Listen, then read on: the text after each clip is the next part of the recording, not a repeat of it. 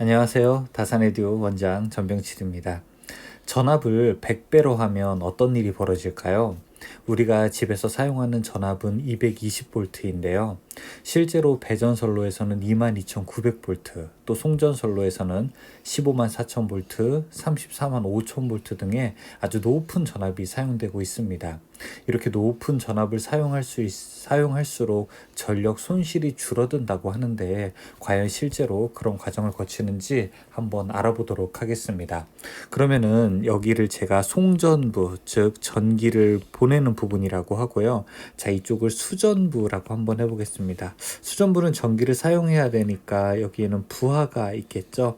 그래서 송전에서 부하까지 이렇게 전선을 왕복 두 선을 한번 놔볼게요. 이 왕복 두 선에서 전선에는 반드시 저항이 있을 겁니다. 이 전기적인 저항이 저는 여기서 약 1옴 정도 있다고 해보겠습니다. 그러면은 이 송전에서, 즉 전기를 보내는 쪽에서 전기를 받는 쪽까지 회로가 구성되어 있고, 자, 이때 이 선로에 있는 저항이 1옴 정도 된다고 해보고, 일단 100V를 사용해 볼 때 어떤 일이 있는지 볼게요. 수전 부분의 전력은 몇 와트냐고요? 저는 그냥 편의상 한 2000와트 정도 된다고 이야기를 해보겠습니다. 일단 첫 번째, 보내는 쪽이 100V일 때입니다. 100V를 사용할 때는 전류가 어떻게 흐를까요? 자, 여기에 제가 이제 전압이라고 쓰고, 그 다음에 이쪽을 전류라고 한번 해보겠습니다.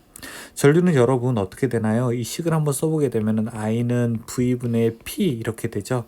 따라서 이 전압이 100V일 때는 전류를 계산해 보게 되면은 I는 V분의 P니까 이 전력이 여기서 2000W고 전압은 100V로 이것을 보내게 되니까 흐르는 전류는 20A가 됩니다. 맞습니까? 네, 맞습니다. 전력은 20A죠. 자, 그럼 이때 손실은 얼마가 될까요? 우리가 손실은 이 회로에서 발생하는 손실이기 때문에 이때 P는 이렇게 I 제곱 R이라고 하는 것으로 계산할 수 있어요.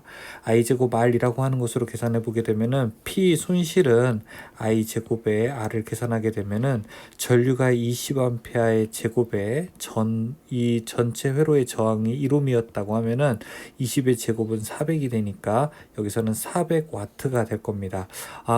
100V로 보내게 되면은 어떻게 되나요? 20A가 흐르게 되고 손실은 400W가 이 중간에서 발생하게 되겠네요.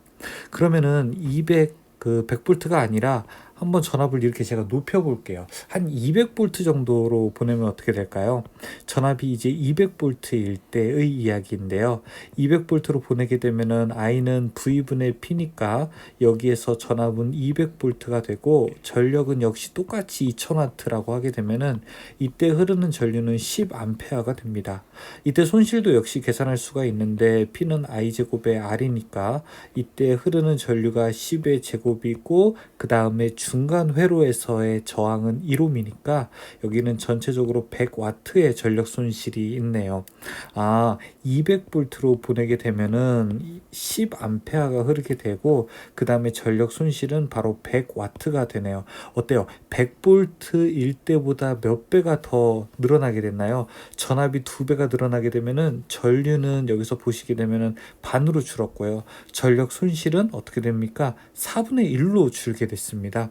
조금만 더 해보자고요? 네, 좋습니다. 그럼 이제 전압을 제가 한 1000V? 좋아요. 한 1000V 정도로 이렇게 크게 올려보도록 하겠습니다.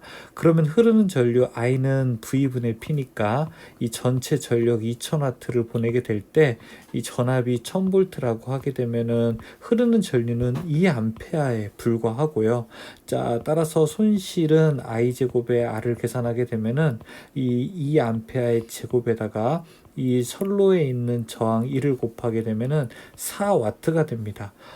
전압을 1000V로 했더니 이 흐르는 전류는 2A가 되고 전력의 손실은 4W만 만들어지게 되네요. 그러면은 100V와 1000V를 비교해 볼까요? 100V에서 1000V가 됐을 때는 전압은 곱하기 몇 배? 100V에서 1000V가 될 때는 10배 전압이 높아졌습니다. 이때 흐르는 전류는 얼마? 10분의 1배로 줄어들게 되었죠. 하지만 전력 손실은 어떻게 됩니까? 자, 이렇게 100분의 1배로 줄어들게 되었습니다. 따라서 전압을 높이게 됐을 때에는 우리가 잃는 것들도 있습니다. 전압이 높아지게 되면 그에 따라서 절연 계급도 증가하게 되고 위험성도 높아지게 되지만 중요한 것은 이렇게 경제성의 측면에서 보게 되면은 이 흐르는 전류가 훨씬 더 작아지기 때문에 전선의 굵기가 작아져도 괜찮고요. 또 현재 사용하고 있는 전선의 굵기를 늘리지 않아도 더 많은 전력을 보낼 수 있게 되고요. 무엇보다도 경제성에서 유리한 것은 이렇게 중간에서 손실되는 중간의 전력 손실이 전압을 10배로 돌렸을 때에는 그의 제곱에 반비례해서 전력 손실은 무려 100분의 1로 줄어든다는 것을 우리가 알 수 있습니다. 이 전기 중에서도 전력 손실이라고 하는 것도 우리가 가볍게 취급할 수 없는 부분인데요. 바로 이런 것들이 전압을 높임으로써 실제로 가능하게 된다는 것이죠. 물론 제 표현에서는 단순하게 저항만 표현하게 되었는데 이제 나중에 고급화되게 되면 여기서 리액턴스라고 하는 것도 우리가 중거리, 장거리 송전선로에서는 더 확인을 해야 됩니다. 자, 그리고 전압은 100V에서 1000V까지 10배만 높아지는 것이 아니라 10,000V, 100,000V, 100만 볼트까지도 높아질 수 있는 거니까 우리가 일반적인 송전선로에서 사용하는 것, 즉 발전소에서 전기를 만들고 변전소로 보내서 실제로 수용가에서 받는 곳까지의 과정에서는 경제성이라든지 중간중간에 다양한 논리가 이루어져서 우리가 높은 전압, 그 다음에 낮은 전압으로 송배전을 한다는 걸 여러분들이 기억하시면 좋을 것 같습니다. 이와 관련된 유사한 경우를 만들어서 여러분들이 직접 계산을 한번 해보시는 것도 이 전선에서 사용하는 이 송배전 전압을 높이는 이유를 이해하는 데 도움이 될 것이라고 생각합니다. 간단하게 영상 설명 마칠게요. 다산에디 원장 전병칠이었습니다.